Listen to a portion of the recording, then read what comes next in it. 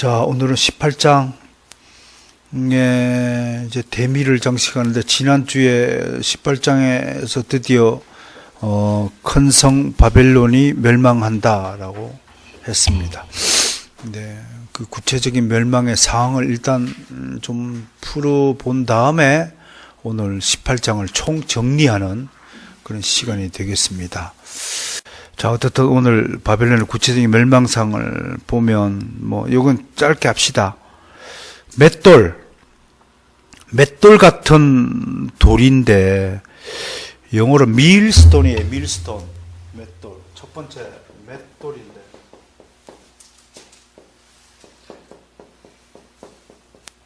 밀스톤. 여러분, 그거 아시나요? 이제 맷돌, 시골에서 살아본 사람들은 이제 맷돌 여기 구멍이 있고, 여기 이제 지팡이를 꽂아가지고 있고, 그림은 제대로 모르겠다. 이렇게 되잖아. 여기 이제 콩 건다고 막 돌리잖아, 이거를. 그래가지고 밑으로 내려가가지고 여기서 막 갈려가지고, 접이 이렇게 막 떨어지면 다라가 이렇게 놓고 이렇게 하잖아요, 콩가루. 이게 맷돌이에요. 그러니까 지금 심판의 장면을 어디다 비교하는 거예요? 맷돌에 갈리는 콩가루. 이 갈린다 생각을 돌아가면서 팡팡팡 완전 이 분쇄해야 되는 거죠. 완전히 가루가 되겠죠, 그죠? 완전한 가루가 된다라는 차원에서 심판을 상징하는 거예요. 혹시 이거를 뭐라고 부른지 알아요? 지팡이를? 이게 없으면 이게 돌아가요, 안 돌아가요? 없어. 그러니까 이걸 뭐라고 불러요, 우리말로? 이게 어처구니라는 거예요, 어처구니. 어처구니라는 거야, 바로. 어처구니가 없다 그러는 게 어떻게 이게 어떻게 없다는 거야? 거기서 유래가 된 거예요. 맷돌이라는 거. 그러니까 굉장히 재미있는 상징적인 도구죠, 그죠? 오늘 연계설이 맷돌에 갈리지 않기를 바랍니다. 그래서 맷돌. 그 맷돌이 바다에 떨어진 것 같이 바벨론 성이 추락한다. 물에 잠긴다. 그렇게 이제 상징적으로 얘기했고, 22절에는 무슨 소리가 끊어져요? 검은고, 풍류, 퉁수, 나팔, 다 음악 소리죠. 이거는 세상의 유흥을 말하는 거죠. 이제 소리로 헬라어로 여러분 혹시 그 소리 아세요? 소리? 이거는 이제 사운드인데, 이거 이제 폰일 거야, 아마 폰에 이렇게 돼, 폰에. 그러니까 하나님의 소리와 세상의 폰의 소리가 좀 다르다, 이렇게 성경은 좀 이야기를 하고 있죠. 그 다음에 22절에 이제 바벨론이 세상의 멸망이 일어나면 어떤 결과가 나타나냐면 세공업자가 보이지 않는다. 이 세공업자를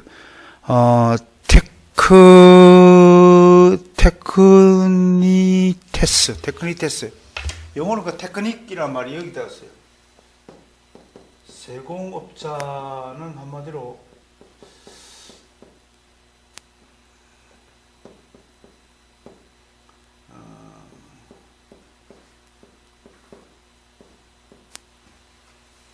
테크니테스인데, 여기서 테크닉이라는 것이 테크닉스라는 기술이라는 나타났습니까? 세공업자라는 단어는 한번 기술자라는 뜻이에요. 기술자. 이건 뭘 나타내냐면 모든 산업을 나타내요. 그러니까 세상에 돌아가는 모든 공장들 다 이런 거 다 문을 올 수도 된다는 거예요. 개성공단 문 딱 닫으니까 어떻게 돼요? 공장마다 딱 공장 가동 소리가 들리듯이. 테크니테스라는 것인데, 이걸 우리 할아버지 세공업자라고 번역을 했는데, 사실은 이제 산업기술 이렇게 번역을 했으면 좀 더 요즘 시대에 맞다는 거예요. 그러나 이제 이 요한계시록을 쓸 당시에 유대 지역에서의 산업은 이제 세공업자, 보석 같은 거. 세공이 뭐예요? 아주 조그만 거지, 구멍 뚫어가지고 보석 이렇게 있는 거, 그런 것들 말하는 거니까 사치, 향락 산업이라고 봐야죠. 그래서 세공업자라고 표현을 한 건데, 나라 안에 모든 산업과 생산품이 다 중단되는 거예요. 22절에 그 밑에 보면 뭔 소리가 또 안 들려요? 맷돌 소리가 안 들는 거예요. 그 삶이, 일상적인 삶마저도 다 중단된 거예요. 망했는데 밥 짓고 할 게 어디 있어요? 망했는데 수요 예배가 어디 있어요? 응? 도망가야지, 산으로, 굴로. 등불이 사라진다. 어둠의 세상이죠. 어둠의 세상. 재미있는 표현이 23절에 뭔가요? 신랑 신부 음성이 들리지 않는다. 전쟁 나고 망했는데 결혼이 어디 있어요, 지금. 호화 사치하는 일이죠. 가정의 파괴와 자손의 출산이 중단되는 것이 다 그렇게 보고, 신랑, 신부, 상인들도 나오고, 그게 또 특별한 족속들이 하나 나오죠. 땅의 왕족들, 상인들을 뭐라고 불러요? 땅의 왕족들이라고 그렇게 부르죠. 영어 성경 The Great Ones of the Earth라고 그렇게 번역을 했어요. 이 땅의 큰 자들, 그러니까 세상에서 떵떵거리고 막 권세 부리고 목에 힘주고 이리 오너라 하는 사람들은 다 여기 다 자빠지는 거예요. 항상 주님이 어떻게 가르쳤어요? 우리 사랑하는 예수 그리스도께서 항상 잔치에 가더라도 어느 자리에 앉으라고? 말석에 앉으라. 그걸 또 문자 그대로 해갖고 진짜로 잔치집에 가고 제일 문간 앞에 앉고 그러지 마시고 좋은 자리는 양보하고 남들이 잘 앉지 않는 자리가 있다면 그런 데 가서 앉고, 또 눈에 띄게 막 자고하게 막 내가 누구다 그러지 말고 소리 소문 없이 움직이라고요. 그래서 우리가 섀도우맨이에요. 그리스도인들은 그림자족이에요. 그 다음에 24절의 마지막으로 뭐가 보여요? 피가 보인다. 어디 안에? 바벨론 성 안에. 그러니까 바벨론이 세상이 어떤 짓을 했냐면 새 무리에 이게 피를 흘리게 했어요. 그게 뭔가요? 선지자들과 성도들과 순교자들. 이들의 피가 보이니까 하나님이 반드시 이 피값을 신원해 주시는 거예요. 무섭죠? 이게 이제 18장으로 끝이면서 바벨론이 몰락한 그 이후에, 바벨론이 완전히 멸망당한 이후에 어떤 일이 벌어지는가? 세상은 완전히, 한마디로 얘기하면 세상은 완전히 그냥 뭐라고 해야 돼? 파괴되고 멸절되고 우리만 살아남는다, 이렇게 이야기하는 거예요. 자, 이것으로 이제 18장을 정리하는데, 처음으로 돌아가서 18장이 우리에게 주는 메시지가 뭐냐?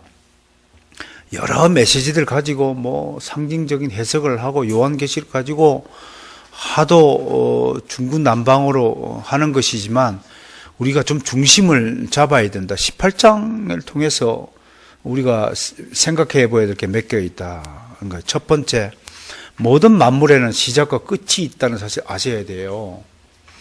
여러분, 창세기 1장 1절에서 태초에 하나님이 천지를 창조하셨는데요. 요한복음 3장 16절에서 창세기 1장에서 심히 보시기에 심히 좋았더라. So good. 자신이 만든 이 세상이 얼마나 아름다웠으면 so good. 토프. 요한복음 3장 16절에서 하나님이 세상을 이처럼 사랑하사 자신이 만든 이 자식을 지금 요한계시록에서 뭐라고 했어요? 자신이 직접 죽이고 있어요. 왜? 완전히 사탄 원수 마귀가 되었으니까 자신이 창조한 세상을 자신이 지우고 있는 이 하나님의 모습을 보여야 돼요. 이게 시작과 끝에 있는 하나님의 그 심정을 18장을 통해서 들여다 봐야 됩니다. 여러분 같으면 그럴 수 있나요? 내 몸에서 난 자식을 내가 죽일 수 있나요? 좀 하나님이 그거 하고 계세요. 얼마나 이 세상이 타락했으면 도저히 회생 불가능한 상태라고 판단했으면 그럼에도 그 세상 가운데 남겨진 자들을 하나님 기억하시고 예수 그리스도의 구속의 은혜 대속의 그 공로를 우리에게 전가시켰어. 우리가 아무것도 한 일이 없음에도 의롭다고 칭하해 주시고 그래요. 천국 백성이 되게 하시고 영원토록 하나님과 살게 하신, 대단한 겁니다. 자신이 창조한 그 세상을 자신의 손으로 마감시키고 있어요. 그 멸망을 계시록 18장의 엄녀의 멸망, 17장에서는 엄녀의 멸망이라고 18장에서 뭐래요? 건성 바벨론의 멸망이라고 부르고 있다는 것. 이건 우리가 18장, 17장, 18장을 통해서 꼭 아셨으면 좋겠다. 그리고 18장 2절에서 지난주에도 제가 강조했지만 무너졌도다, 무너졌도다. 이게 두 번 반복하는 것은 무엇 때문이에요? 이 세상이 완전히 무너진 것을 확정적으로 선포하는 것이다. 반복 강조법이다. 그렇게 얘기했습니다. 그러니까 성경의 히브리 문학, 히브리 언어에서 반복 강조하면 굉장히 중요하고 진지한 문제다. 그렇게 설명을 했습니다. 3절에서 보세요. 3절에서도 만국이 무너졌다. 그렇게 말하고 있고요. 오늘 21절에서 뭐라고요? 큰 성 바벨론이 다시 보이지 않는다라고 표현해요. 이런 구절을 통해서 큰 성 바벨론이 완전히 멸망했음을 우리는 알 수 있습니다. 세 번째, 그러면 왜 큰 성 바벨론, 큰 음녀, 곧 세상이 무너지는가? 그랬더니 5절에 보세요. 5절에 뭐라고 그래요? 왜 무너질까요? 그 죄가 어디에 사무쳤다고요? 하늘에 사무쳤어요. 그리고 두 번째로 하나님이 저들의 저 악한 불의한 일을 기억하고 반드시 보상하기 때문에, 보응하기 때문에 무너진 것이다 라고 말했어요. 죄가 하늘에 사무쳤다. 참 기가 막힌 말입니다. 죄도요, 경중이 있다 안 합니까? 뭐 가톨릭에서는 큰 죄가 있고 뭐 작은 죄가 있고, 그죠? 그렇게 말들 하잖아요. 우리가 다시 성령을 회방하는 죄가 있듯이 하나님의 진노를 살 만한 죄를 지어서는 안 된다. 그래서 성령께서 우리 모두는 하나님의 진노를 살 만한 죄를 지을 가능성이 있다 없다? 다 가능성이 있잖아요. 그래서 하나님이 성령을 보내셔서 그 진노를 살 만한 하늘에 사무칠 죄만큼은 짓지 않도록 성령께서 막아주시기 위해서 우리 안에 함께 거하고 계신 거예요. 우리는 우리와 함께 내주하시는 성령으로 말미암아 이런 죄, 다시는 돌이킬 수 없는 죄를 저지르지 않지만 그럼에도 하나님의 마음을 아프게 하는 죄가 얼마나 많이 있는지 돌아보면서 하나님의 구원받은 백성으로서 하나님의 눈에 눈물 나게 하는 죄는 짓지 말아야 되겠다라는 생각을 좀 했으면 좋겠다라는 것입니다. 그리고 우리가 18장을 통해서 알 수 있는 것은 도대체 바벨론의 죄가 무엇인가라고 하는 것을 정리를 해보면 지난주에 4가지 종류를 나누죠. 첫 번째는 영적인 부패가 있다. 2절 보세요. 18장 2절. 바벨론을 뭐라고 해요? 귀신의 처소, 각종 더러운 영이 모이는 곳, 각종 더럽고 가정한 새들이 모이는 곳. 한마디로 악령 천국, 이 세상이라는 거예요. 그러니까 우리 요한일서에서 이 세상을 사랑하지 말라. 이 세상을 사랑하는 자에게 하나님이 함께하지 않는다라고 경고한 것은 이 세상은 한마디로 눈에 안 보이지만 악령의 천국이에요. 그러니까 세상에서 성공하고 세상에서 이 현세에서 잘 먹고 잘 살려고 하는 모든 시도가 부질없는 것이고 그것은 악령들에게 헌신하는 것이다 라고 말하는 거예요. 그래서 어떤 청교도는 이렇게 고백했어요. 토마스 왓슨도 그렇게 이야기했지만 세상에서 부귀영화를 누리기보다 차라리 이 세상에서 피 흘림이 훨씬 더 복되다. 네. 신앙의 문제에 있어서 항상 우리가 되돌아봐야 될 것은 저와 여러분이 동일하게 이런 질문을 앞에 바로 서야 합니다. 너는 그럴 수 있느냐? 나는 그럴 수 있느냐? 그 질문을 본인에게 던질 수 있어야 됩니다. 그러면 두 가지 반응이 나온다는 거예요. 믿음이 없는 자는 나는 그럴 수 있느냐? 다 하니까 너무 높은 수준의 탁 질문이다 보니까 아유 나는 뭐 아무리 해도 저렇게 못 살겠구나 해서 타락하는 반응이 있다는 거예요. 그러면 그 타락의 원인이 뭐냐? 하나님이 주신 믿음을 받지 못한 사람이기 때문에 자책하는 거예요. 아이고 내 팔자야. 이 팔자 믿음이야. 그러니까 믿음이 팔리는 거지. 팔자 믿음이니까 팔려가는 거지. 그렇게 하고 그냥 그냥 교회 생활 열심히 했는데도 별로 잘 안 되고 막히고 뭐 제대로 안 될 것 같으니까 막 한 장 걸치자 막 신고산이 막 우르르 무너지는 소리면 노래나 하고 한 장 걸치고 삐딱해지는 거예요. 나는 그럴 수 있을까라는 질문을 듣고 탁 두 번째 반응은 뭐예요? 나는 그럴 수 없지만 나와 함께는 하나님이 나를 그렇게 만들어 갈 것이다. 그러면 힘들고 지치더라도 조금만 참고 견디자. 이렇게 반응을 하면서 몸이 무겁고 막 감기 기운이 있다 할지라도 어떻게 교회의 자리로 나오려고 하는 것. 조금만 몸이 아프면 오늘은 막 땡치자 막 탱 하는 사람과 중풍병자처럼요 그걸 매달고 지붕을 뜯고서라도 6개로 가까이 가고자 하는 부류가 어떻게 같을 수 있냐 이겁니다. 어쩌로 자신에게 질문을 던져보고 나는 지금 부족하지만 하나님께로 이왕 들어선 길, 이 십자가의 길을 중단하면 안 됩니다. 안 됩니다.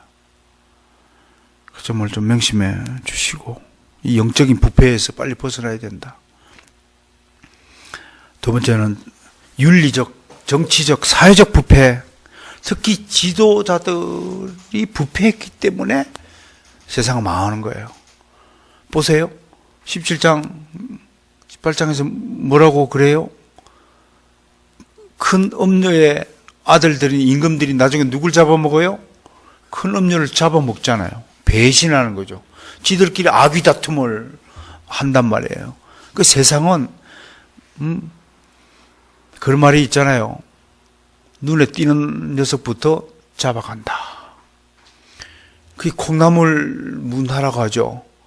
여러분 콩나물국을 뭐부터 끓여 먹느냐? 키 큰 놈부터 끓여 먹어요. 한국 사회뿐만 아니라 세상에서는 잘난 체 하는 사람들은 전부 모가지 다 나가는 거예요. 악이 다툼하는 거예요. 배신의 쟁투장이 이 세상이에요. 나보다 잘 되는 사람은 절대로 용이치 않아요.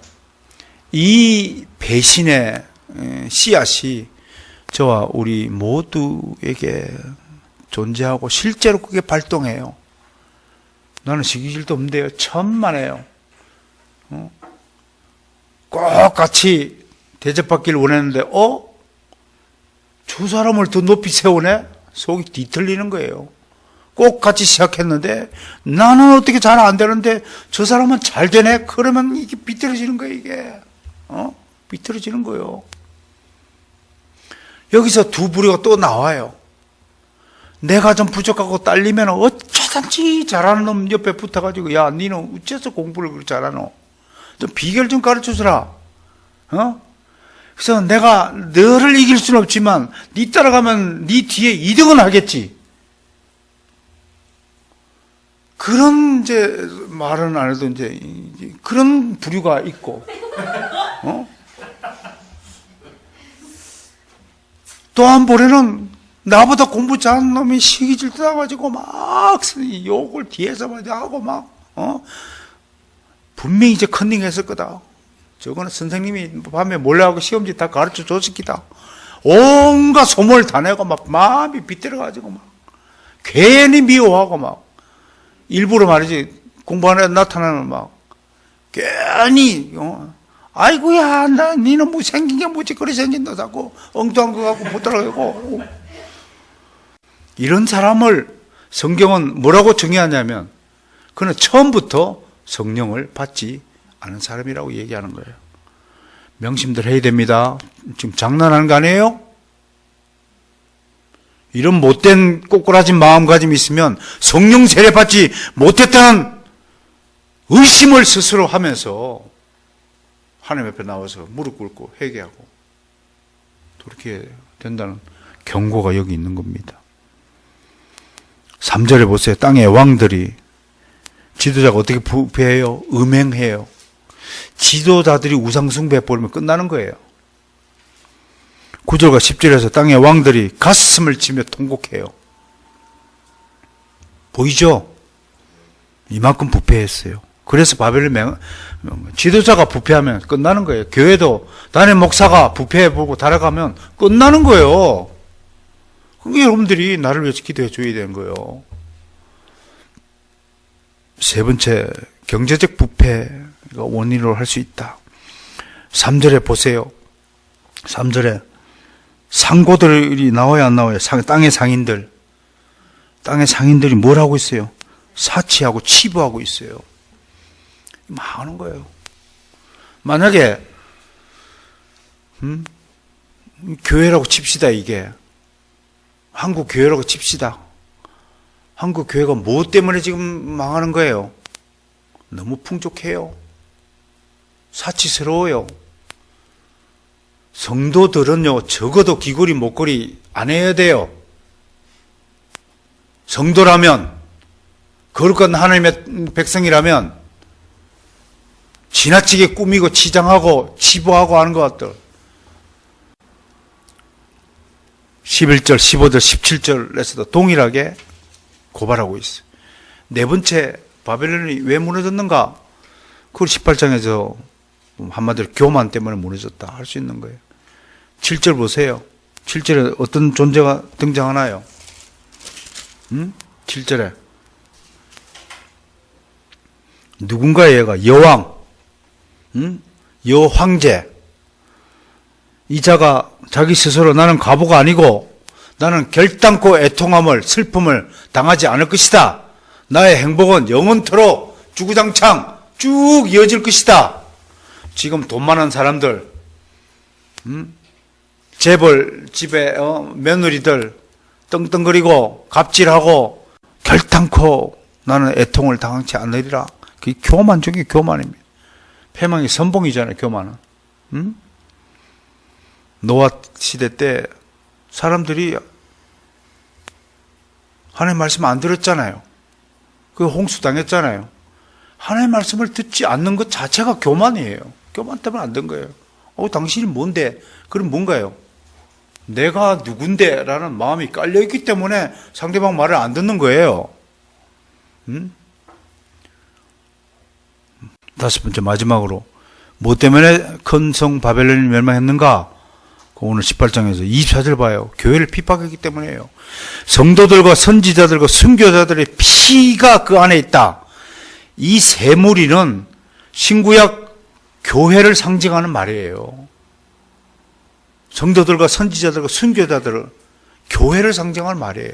교회를 핍박하기, 교회의 칼을 들어서 상해를 한 거예요. 다섯 번째, 그러면 어떻게 심판하는가? 잘 보세요. 6절에 뭘로 돼 있어요? 갑절로 갚아준다 돼 있죠? 10절에 어떻게 망해요? 하루아침에 망한다. 17절 한순간에 망한다. 눈 깜짝할 사이에 망하는 거예요. 여기는 요한계시록에는 없지만 데살로니가 전서 5장 3절에 보면 갑자기 망한다. 마태복음 24장 27절에는 번개처럼 빠르게 망한다. 이렇게 되어 있어요. 순식간에 망한다는 거예요. 오늘 21절에 어떻게 망해요? 맷돌이 바다에 던지는 것처럼 큰 성 바벨론이 바다에 빠진다. 그 얘기는 뭔가요? 완전히 존재가 사라진다는 거예요. 바다 물속에 간지면 눈에 보여요, 안 보여요? 안 보인다고. 완전히 사라진다고 하는 것입니다. 그래서 오늘 마지막으로 18장에서 그래서 우리는 어떻게 해야 하는가? 우리가 누군가요? 성도들은 그러면 어떻게 해야 되는가? 그 답이 4절에 있는 거예요. 세 가지 지침을 주었어요. 첫 번째 4절 봐요. 첫 번째 시작. 또 내가 들으니 하늘로부터 다른 음성이 나서 이르되 내 백성아 거기서 나와 그의 죄에 참여하지 말고 그가 받을 재앙들을 받지 말라. 세 가지 행동 강령을 우리에게 세워주세요. 나와라. Get out of here. 세상부터 나와라. 거기서 나와라. 됐죠? 거기서 나와라 그랬어요. 두 번째, 세상이 벌이는 죄에 참여하지 말라. 죄 짓는 일에 가담하지 말라. 뭐가 죄인지 아닌지는요, 이미 여러분들은 다 예수 믿기 때문에 예수님의 말씀을 기준으로 딱 보면 내가 하는 것이 죄냐 아니냐 다 아는 거예요. 여러분들이 이미 하나님 말씀에 비추었어. 기준에 비추었어. 뭐가 죄인 줄 알아요. 그러면서 나는 항상 강조해요. 사랑이 아닌 모든 행동들은 다 죄입니다. 사랑이 아니라면 다 죄입니다. 정말 사랑하면 진심으로 대하게 돼 있어요. 이거 명백히 여러분 정말 조심해야 됩니다.